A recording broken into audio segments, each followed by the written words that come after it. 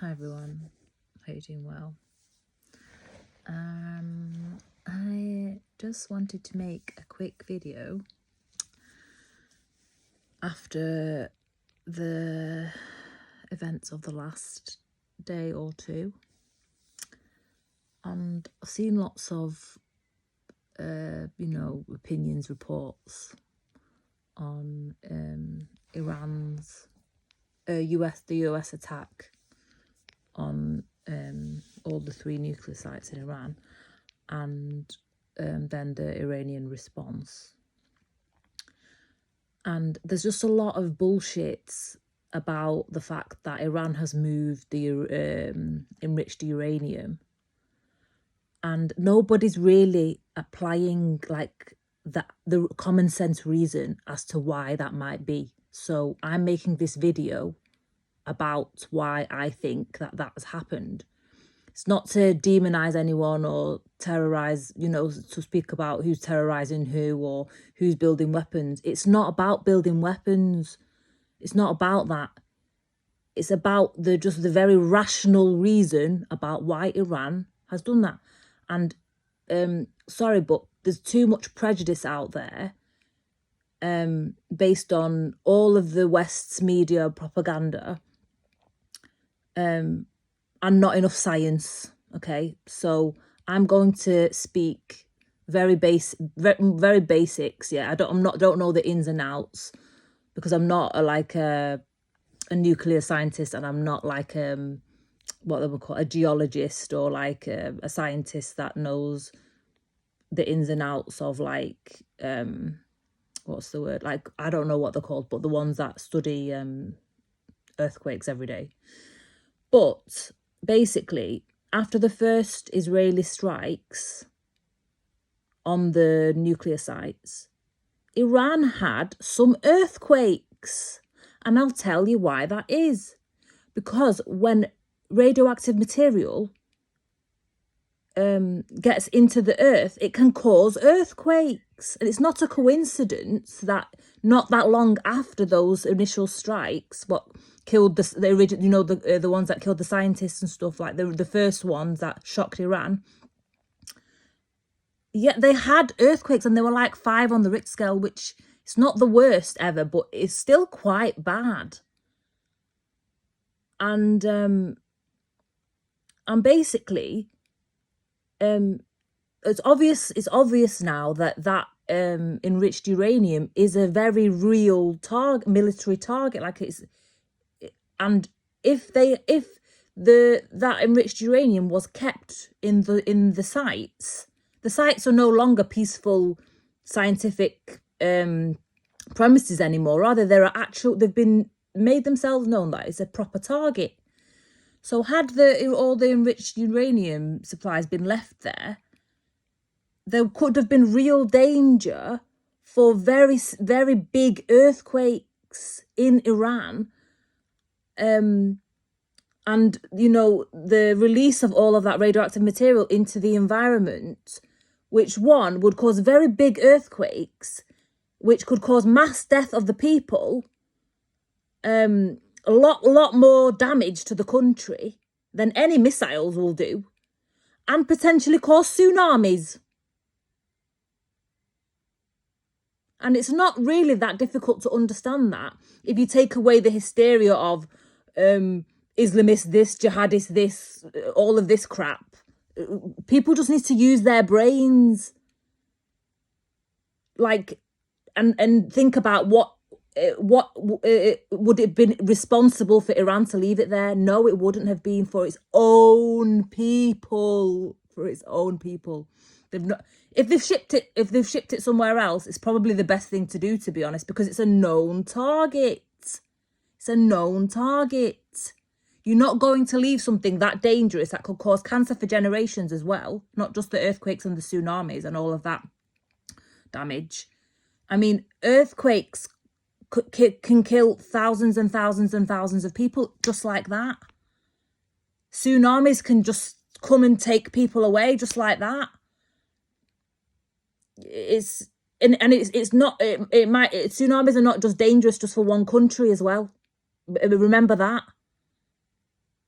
And it's all these people that are just like obsessed with, you know, the military might, and who's doing missiles here and missiles there, and they're not really connected like to the earth and to nature, or not don't see, you know, they're just basically in their ego about the tit for tat and who's fighting who and who's how many missiles are here, what drones this. No, the Iranian people are very connected. They're very spiritual people, like they're very ancient people, and there will have been some awareness of this. I mean, they're not stupid. The scientists aren't stupid, and this is a very normal and very simple scientific explanation as to why the uranium will have been moved without hysteria, without crap and all this nonsense about support for terrorism, etc., etc. Where's Iran going to make the bomb? No, it's a very immediate threat of earthquake, of tsunami, of mass death from this, and like also from the explosions, because the bombs that were dropped by the US were not just any bombs. Remember that they were designed to go and destroy mountains and rocks, mountain rock. It's not just your average missile drop. Very dangerous. Anyway, I just wanted to come on here and say that because I haven't seen it anywhere else, and to me it's obvious, and to other people, I don't know where they are, to be honest. I think people are just, I think they're getting excited about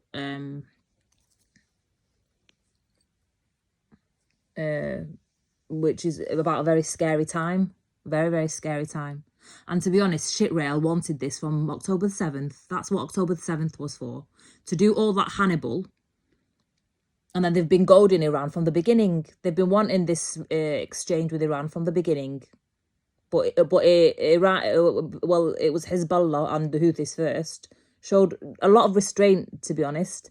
And Iran also showed a lot of restraint because Iran knew that they wanted it, because they'd attacked Iran twice before. It's just this one was very dangerous because it cannot be seen as normal to attack anything nuclear just from paranoia. Are you joking? And also, people need to remember not to have short memories. Look what they've just done to Bashar al-Assad.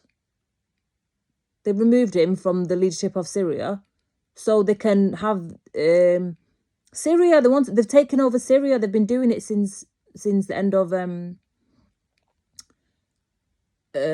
last year. They've been taking over the land, and they want to go all the way until the Iranian border and have a regime change. And that's always been the goal since they started on their crusades to do 9/11 from the late 90s.